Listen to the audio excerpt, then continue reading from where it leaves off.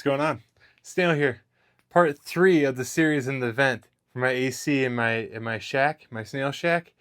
Alright, so part 2, as you guys know, I'm just going to show you. I'm talking about my AC, and you can see in the description part 1, part 2, and this is part 3.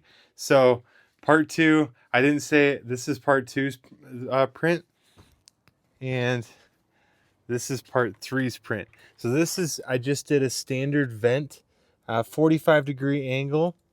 This is 15 millimeters thick right here. So 15 millimeters thick, 45-degree angle. Did a whole bunch I think I did 4 millimeter gaps and 2 millimeter slats going all the way up. And it's sturdy. It's ABS. And it's nice and sturdy.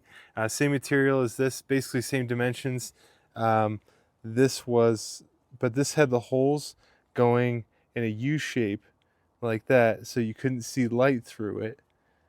This was the second iteration, and it just didn't let quite enough air through. So I needed to do it this way. It's more of a traditional vent, but still more vents in a traditional vent. Like most big bugs wouldn't get in there. It probably won't attract hornets or anything like that. So I think it'll be fine in that respect. And ants don't really have a reason to get up in there.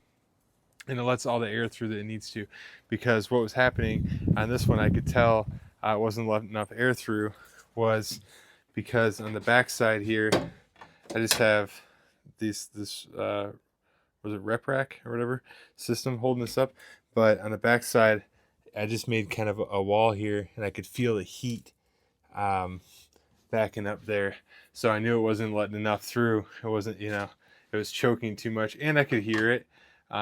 But this one lets all the air through that it needs to, so no problem with it backing up or anything like that. So the AC should do fine in the shack. And on to the next small shack project. Like and follow Snail for more. And yeah, I appreciate you guys. Like, just this little series on the vent has actually been semi-interesting. And yeah, onwards and upwards, man. Jesus loves you most. Remember that.